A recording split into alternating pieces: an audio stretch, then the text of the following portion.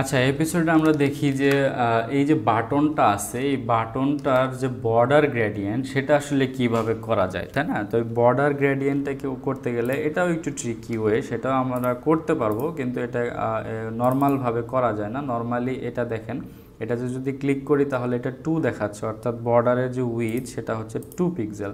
তো এখন আমরা যদি ধরেন এটাকে একটু করতে চাই, গ্রেডিয়েন্টের যে বর্ডারটা সেটা দিতে চাই, এই বাটনটা আছে আমাদের ঠিক এইখানে ভিডিও পপ আপ বাটনের ভেতরে স্প্যান। তো এইটাকে আমাদের যেটা করতে হবে সেটা হচ্ছে উইথ হাইট তো ঠিক আছে, আমরা এখান থেকে বর্ডারটা না দিয়ে আমরা যেটা করতে পারি সেটা হচ্ছে ব্যাকগ্রাউন্ডে একটা মানে লিনিয়ার গ্রেডিয়েন্ট ইমেজটা দিয়ে নিতে পারি।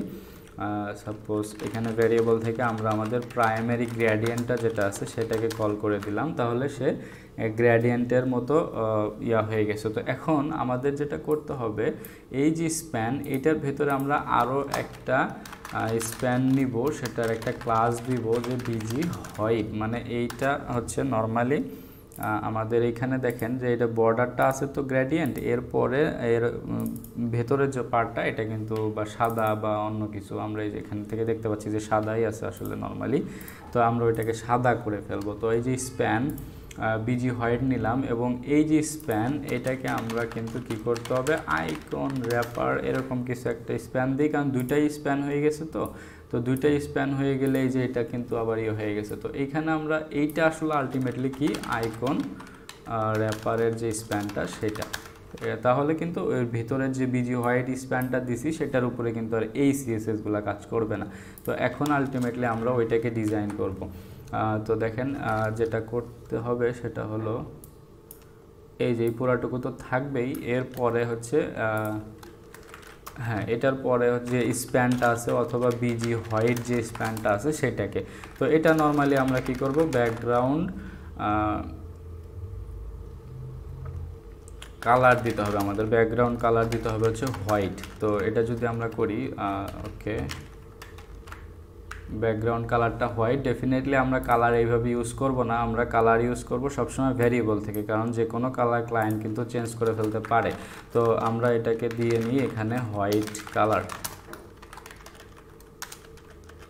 ওকে, তো হোয়াইট কালার এখানে আমরা একটু দিয়ে নিলাম, এবং এইটা আমরা ভেরিয়েবল থেকে কল করে দেব যে এখান থেকে ভেরিয়েবল হোয়াইট কালার, ঠিক আছে। তো ব্যাকগ্রাউন্ডে আমরা একটা হোয়াইট কালার দিয়ে নিলাম, এবং এটার ভেতরে আসলে কি, এটা কিন্তু হোয়াইট কালারটা পায় নাই। আমরা যদি একটু দেখি এটাকে ইন্সপেক্ট করে, এই যে স্প্যান, এটা জাস্ট বিজি হোয়াইট, আমাদের এই যে এইচ বিজিটা কিন্তু স্প্যানের ভেতরে নিয়ে আসতে হবে, তাই না? তাহলে আমাদের ওই স্প্যানটা বিজি হোয়াইট যেটা আছে সেটা আমরা ভালোভাবে দেখতে পারবো, কারণ এটার ভেতরে কন্টেন্ট না থাকলে তো ব্যাকগ্রাউন্ড কালার দিয়ে লাভ নেই। তো ওই যে দেখতে পাচ্ছেন যে স্প্যানটার কালার কিন্তু হোয়াইট হয়ে আছে। তো আমাদের এখন যেটা করা লাগবে সেটা হচ্ছে ওই স্প্যানটা যে এই প্যারেন্টের যে ইয়াটা আছে এটার উইথ হাইটের সমান হবে। তো আমরা এটাকে উইথ 100%, এরপরে হচ্ছে হাইট 100% দিয়ে নিলাম।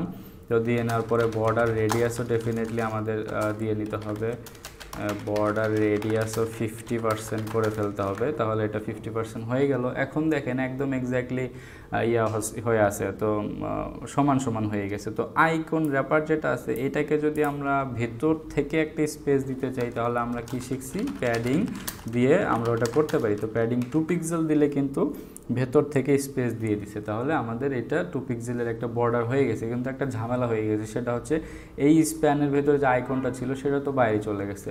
তো ওইটা আমরা আসলে justify content centre, align items, তারপরে ডিসপ্লে ফ্লেক্স, এই জিনিসগুলো করছি আসলে কোন জায়গায় দেখেন, এই জিনিসগুলো কিন্তু আইকন র্যাপারের ভেতরে করছি, এবং আইকন র্যাপারের ভেতরে একটা স্প্যান আছে বিজি হোয়াইট নামে।